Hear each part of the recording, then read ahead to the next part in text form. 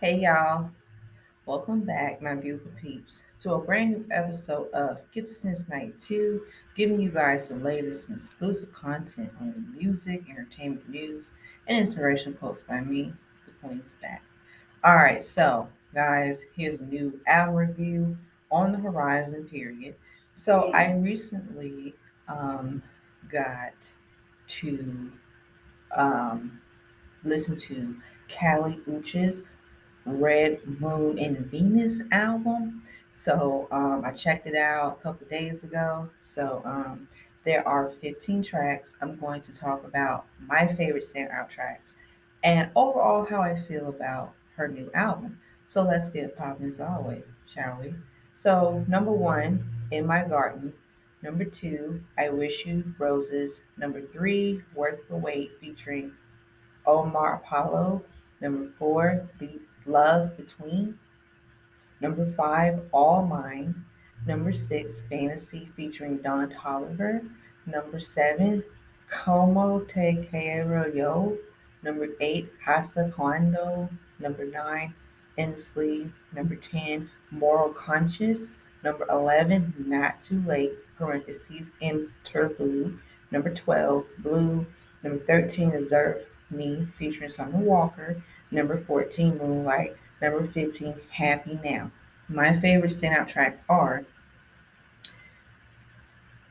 I Wish You Roses, Worth the Wait featuring Omar Apollo, All Mine, Fantasy featuring Don Tolliver, Endlessly, Moral Conscious, Blue, and Happy Now. Now, this is Kali Uchis' third studio album. So I do like the records, like the favorite standout, like her music is good. I like some of her music. I've heard her music. The production has like that, like it's like the vibe music, and I understand, but I feel that sonically it has like R&B soul, the alternative sound, and pop elements. And the production has like that versatility. You get to hear, like the pop records, but it's more like that slow R&B pop infused, which is fine. But I feel as I was listening to the whole entire album as a whole cohesiveness, it's all over the place. You have some of the production. The production is good because she does have that like nice nostalgia enigma. She has a beautiful voice. She's a singer. She's more of that like pop R&B nostalgia, and she does have that Latin influence because she's a Latina. So she's like Colombiana, which is cool. But the issue that I've had while listening throughout this entire album, because the tracks that I had mentioned are really good. Her voice, the production, sound wise, sonically, she brings it. But the rest of the album is all over the place. And plus, it's too. I'll say this: it doesn't matter what kind of music an artist makes. That's not what I'm saying.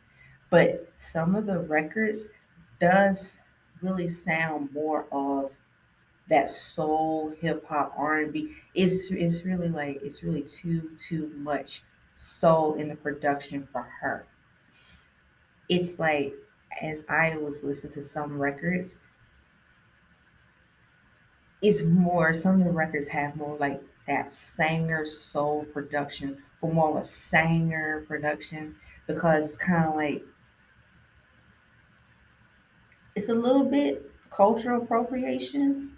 Yeah, I hear it. It's a little bit of that, and it's kind of too much. It's too much. And I'm not saying I'm not knocking down Kali Uchis. She's a dope artist. Like I'm not. This is not a bash. I don't bash artists, but listen to this Red Moon and Venus album. I was thinking, because I've listened to her music before.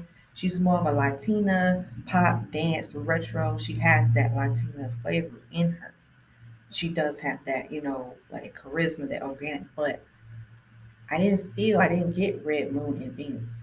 I kind of feel like it was just all over the place. And then the records that is appealing to me, it worked. it works because she has a really nice, soulful, sultry, angelic voice. She's a singer. She's pretty much a singer where, of course, she can be versatile with her music, but mm-mm. The rest of the album falls short because it's just too much soul music. Like, and then all the like extra talking is kind of like it's cultural appropriation in ways, and it is.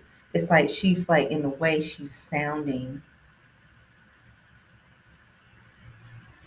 and speaking in that ebonics of a slang as if she's a black person. I'm not listen. You watch this video, I am not no, she's a dope artist musician. It's like the quality of the production and the music producers. I feel like even I'm thinking with Red Moon and Venus, I'm thinking, well, okay, cool. She has R&B, so nostalgic. But I want to hear some up tempo pop records. Because she is a pop artist and she has crossed over with her Latin flavor, her roots, and but I want to have some like upbeat.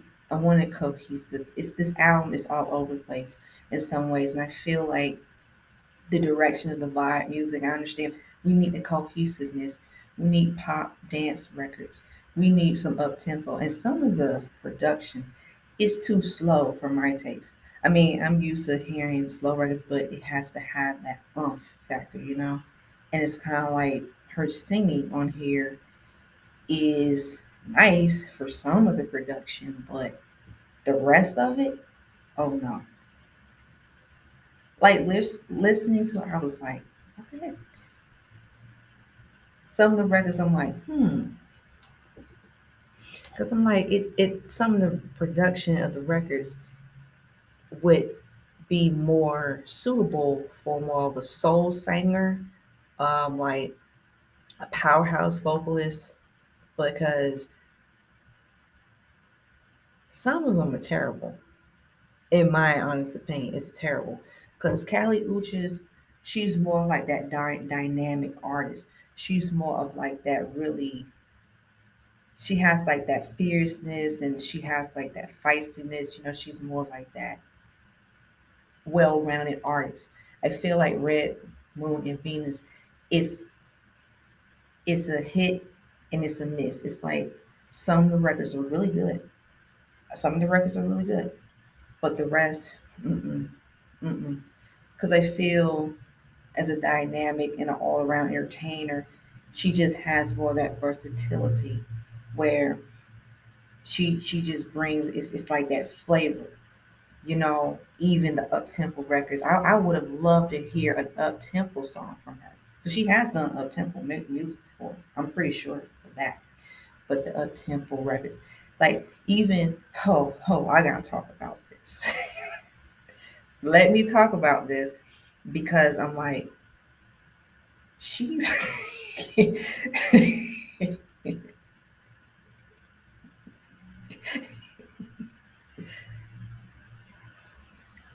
she is singing in what Hispanic, which is cool. I love Hispanic music because I'm a huge Latin like fan. I love Latin music because I have my favorite Latin musicians. Duh. But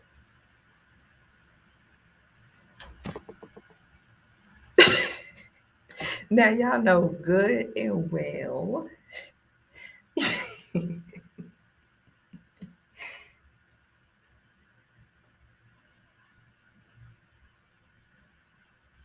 why is she singing in Espanol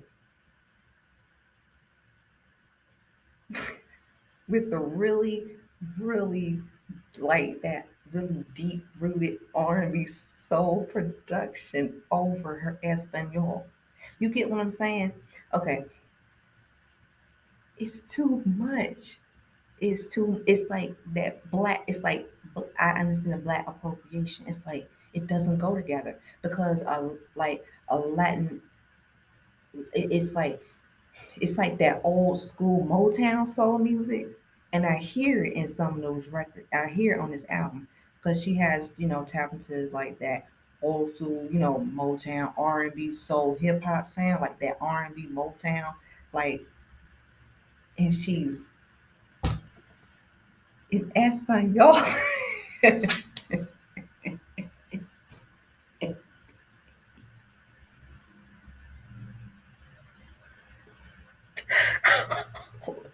Listen, hell, mm-mm. Go back to the drawing board. Whoever the music producers are, no, it's not it. And I feel like Cali Uchis, and just like I said, it's not about you can't do R&B soul music. That's not it. But it's too much. Okay. But like I said, let's stay positive as well. I feel like overall, Red Moon and Venus, is it a good album? It's an okay album. I just feel like she's way capable of this because I've heard better. I've heard a lot better from her. So the art cover is nice, but it don't give me Red Moon and Venus. I'm picturing like, cause you know, and even as a Latina artist, she should be, staying consistent with her Latin roots, putting like a pop dance record, put that up in there.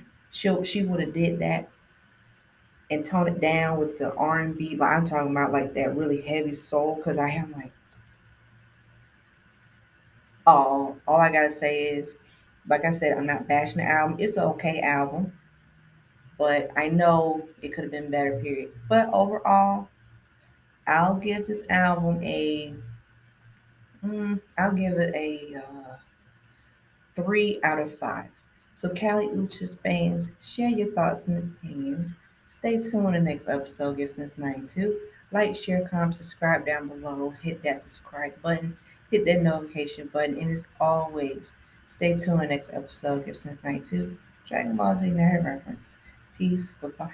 Your girls, as and out. This Super Saiyan's out.